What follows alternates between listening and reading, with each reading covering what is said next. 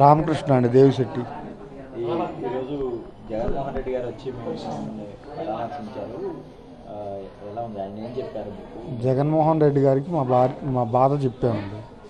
మమ్మల్ని టీడీపీ నాయకులు అంతా అరాచకం చేస్తున్నారు. మా నాయకుడిని, మా ప్రెసిడెంట్ గారిని గతంలో వాళ్ళ నాన్న చంపారు. వాళ్ళ నాన్న చంపినా ఇతను సైలెంట్గానే ఉన్నాడు. ఈయన గొడవలు, కేసులు, కొట్లాడకపోడు.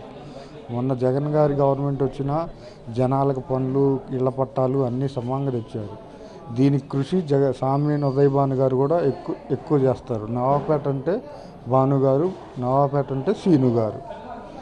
మొన్న జరిగిన గొడవకి వాళ్ళు ఇష్టం వచ్చేట్టు మీ వైసీపీ గూండాలను ఏమైనా చేస్తారా, వీరయ్య గారి మర్డర్ కేసులో ఉన్న ముద్దాయిలు 6 వాళ్ళు ఇష్టం వచ్చేట్టు మాపై దాడి చేసి మీరు ఏం చేసుకుంటారో చేసుకోండిరా అని ఇది చేసి మమ్మల్ని భయభ్రాంతులు చేసి ఇలా కొట్టి మాపై దాడి చేశారు.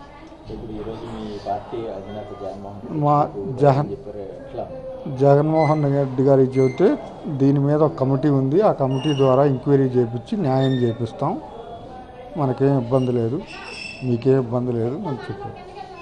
జగన్ గారు మంచి ఫేవర్గా చెప్పారు. నా పేరు డారంగుల గోపి.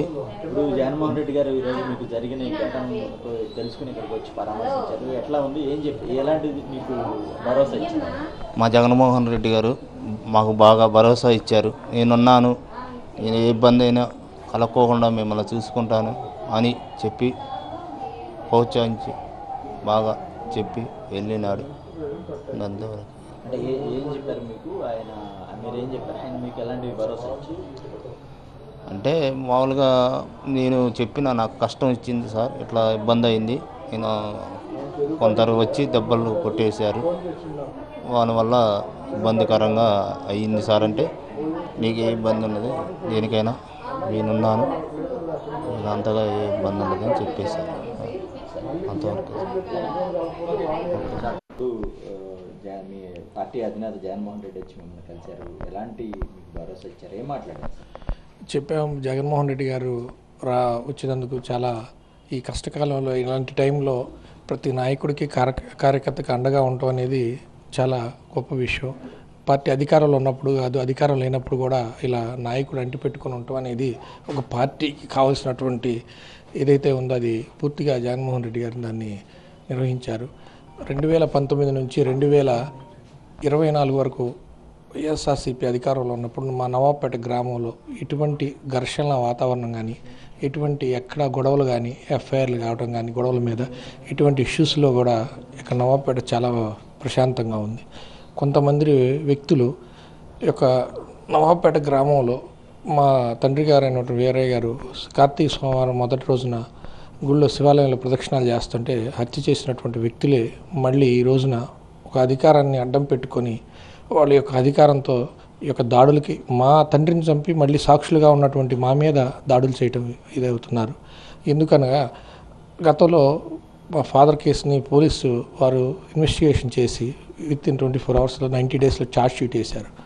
మరి సిబిసిఐడి వాళ్ళు ఆ ఛార్జ్ షీట్ని మరి సిబిసిఐడికి మార్చిన తర్వాత వాళ్ళు చాలామంది ముద్దాయిలు తీసేసి మరియు ఏ సాక్షుల్ని మేము పెట్టినటువంటి పోలీసులు ఎవరైతే ఉన్నారో గుర్తించి పెట్టినటువంటి సాక్షులు మొత్తాన్ని తీసేసి ఆ ముద్దాయిలకు సంబంధించిన బంధువుల్ని సాక్షులు వేసి కేసుని చాలా దారుణంగా దాన్ని ఇన్వెస్టిగేషన్ చేశారు. దాన్ని నేను హైకోర్టుని ఉన్నత న్యాయస్థానమైనటువంటి హైకోర్టుని ఆశ్రయించగా పూర్తి విచారించి పోలీస్ ఛార్జ్షీట్ని జరిగినటువంటి ఇన్వెస్టిగేషన్ని తర్వాత సిబిసిడి జరిగినటువంటి ఇన్వెస్టిగేషన్ని ప్రాపర్గా ఇచ్చేసి దీంట్లో లోపాలు చాలా ఎత్తి చూపుతూ హైకోర్టు వారు స్టే విధించారు.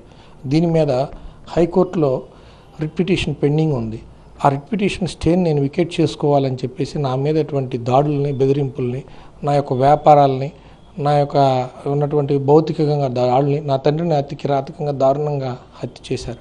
అదే కాకుండా అదే ముద్దాయిలు, అదే మరి వ్యక్తులు నిన్న జరగడం ఇన్సిడెంట్ జరిగింది. ఆ ఇన్సిడెంట్ కూడా క్లియర్ కట్గా సీసీ ఫుటేజ్లో పూర్తిగా రికార్డ్ అయ్యి కంప్లీట్గా మరి ఎవిడెన్స్గా పోలీస్ వారికి కానీ, ప్రజలకు కానీ, సోషల్ మీడియాలో కానీ వాళ్ళ చూపటం జరిగింది. అందుకని యథార్థంగా జరిగిన విషయాలను పోలీస్ వారు కూడా పూర్తిగా విచారించి నవాపేట గ్రామంలో అతి పేదవారిని మరి పార్టీలో ఉన్నటువంటి పార్టీ కోసం అందరూ ఒక పార్టీలో ఉండరు, కొంతమంది కొన్ని పార్టీలో ఎవరి అభిమానం ప్రకారం నడిచేటువంటి పార్టీలో నడుస్తూ ఉంటారు. కానీ ఇలాంటి దాడులను చేసుకుంటూ ఇలాంటి పార్టీ వ్యక్తులను భయపెడుతూ ఉండటం అనేది అది కొద్ది రోజులు మాత్రమే అని చెప్పేసి తెలుసుకుంటూ, మరి జగన్మోహన్ రెడ్డి గారు ఇలాంటి కష్టకాలంలో మా కోసం వచ్చినందుకు మేము చాలా గర్వంగా ఫీల్ అవుతున్నామని చెప్పేసి మనస్ఫూర్తిగా తెలియపరుస్తున్నాను.